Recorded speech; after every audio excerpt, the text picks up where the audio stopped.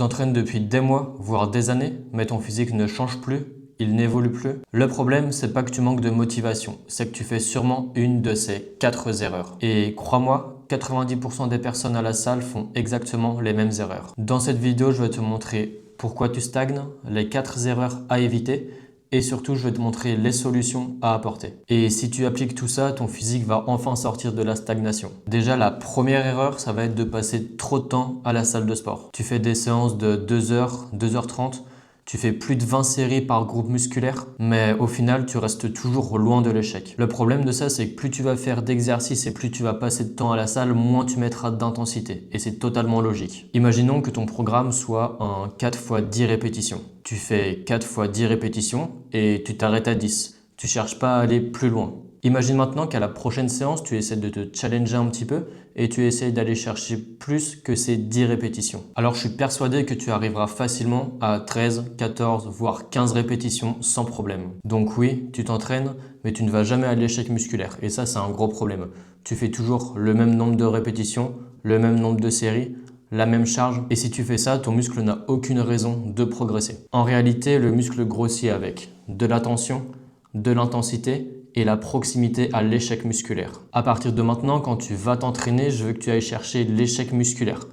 Pas forcément à toutes les séries, mais au moins sur la dernière série de chaque exercice. Par exemple, si sur ton programme tu as marqué 4 x 10 répétitions, tu peux faire tes 3 séries de 10 répétitions à 65 kg par exemple. Et pour la dernière série, là tu vas essayer d'aller chercher le maximum de répétitions que tu peux. Si tu arrives à faire 14 ou 15 répétitions, l'objectif, c'est qu'à la séance suivante, tu mettes plus de poids. La deuxième erreur, et c'est sûrement l'une des pires, c'est tu ne suis rien et tu ne traques rien. Tu arrives à la salle, tu fais ton entraînement et tu repars. Et c'est tout, il ne se passe rien du tout. En rentrant chez toi, tu n'as aucune idée des charges que tu as mises, des séries que tu as faites et même du nombre de répétitions que tu as faites sur chacune de tes séries. Donc en réalité, tu ne sais même pas si tu t'es amélioré par rapport à la semaine dernière. En musculation, ce qu'on cherche, ça va être la surcharge progressive. Ça va être le seul moyen pour vraiment progresser.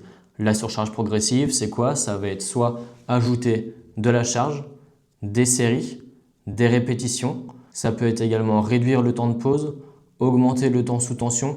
Il y a plusieurs variables à prendre en compte pour pouvoir progresser efficacement. La solution concrète que je t'apporte, ça va être de traquer le minimum. Commence déjà par traquer tes charges que tu mets sur chaque série, le nombre de répétitions que tu fais sur chaque série et déjà, rien qu'en traquant ces deux choses-là, l'objectif de semaine en semaine, ça va être de faire une surcharge progressive.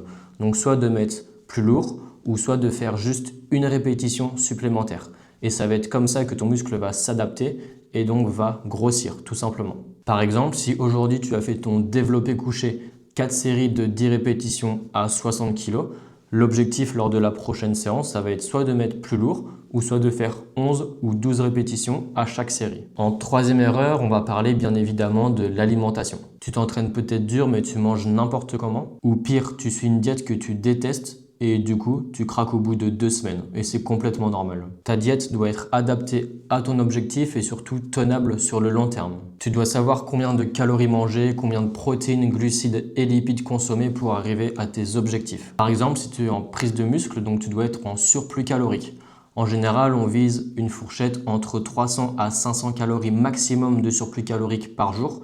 Pourquoi cette fourchette-là? Ça va permettre de ne pas prendre trop de gras et de quand même construire du muscle chaque jour. A l'inverse, si tu es en déficit calorique, là, va falloir faire un déficit d'environ 500 calories par jour pour perdre du poids assez rapidement et garder la motivation. On dit que pour perdre 1 kg de gras, il faut être en déficit de 7700 calories. Donc par exemple, si tu veux perdre 10 kg de gras, le calcul est simple, tu fais juste 7700 x 10, ça te donne 77 000 calories. Et ensuite, en fonction du nombre de mois que tu veux perdre ces 10 kg, tu fais un déficit plus ou moins élevé, tout simplement. Et attention, très important, il n'existe aucune meilleure diète. La meilleure diète, ça va être celle que tu vas pouvoir tenir sur 6 mois, 1 an, 2 ans, 3 ans, etc. et tout le reste de ta vie. D'ailleurs, ce mot diète, je ne l'aime pas du tout. Il faut juste que tu te construises un plan alimentaire que tu apprécies, que tu aimes, qui va rentrer dans tes objectifs et que tu vas pouvoir suivre plusieurs mois, plusieurs années, etc. Parce que bien sûr que tu peux progresser avec des aliments que tu aimes et c'est même le plus important, que tu kiffes ta diète, tout simplement. En quatrième partie, on va voir le manque de discipline. Et c'est probablement la plus importante. Tu te motives pendant 1 ou 2 mois, puis après, on ne te voit plus pendant 4 mois. et tu recommences et ainsi de suite. Le physique que tu veux demande du temps, quoi qu'il arrive. Il ne se fait pas en 1 ou 2 mois, mais il se construit sur plusieurs années. Donc arrête de chercher de la motivation à chaque fois, crée-toi une discipline et crée-toi surtout un emploi du temps qui va te permettre de tenir sur le long terme. Arrête de vouloir aller à la salle directement 5 fois par semaine, c'est inutile. À la place, crée-toi une routine que tu peux tenir sur le long terme. Commence avec 3 séances par semaine, c'est largement suffisant pour progresser. Petit tips pour éviter de louper une séance d'entraînement, note-toi tes séances d'entraînement comme si c'était un rendez-vous. Ton rendez-vous chez le médecin, tu vas le noter dans ton agenda, et bien là tu fais pareil pour ta séance de sport. Tu le notes dans ton agenda comme si c'était un rendez-vous important et comme ça va t'éviter de trouver des excuses. Donc si tu corriges ces 4 erreurs, l'intensité, la surcharge progressive, la nutrition et la discipline, je te garantis que ton physique va évoluer. Et si cette vidéo t'a aidé, pense à liker la vidéo et à t'abonner à mon compte. Et surtout, dis-moi en commentaire si tu faisais une erreur parmi les 4. Et si tu veux aller plus loin, je propose un accompagnement personnalisé, entraînement, nutrition et suivi complet chaque semaine. Tu as juste à réserver un appel avec moi, le lien est dans la description.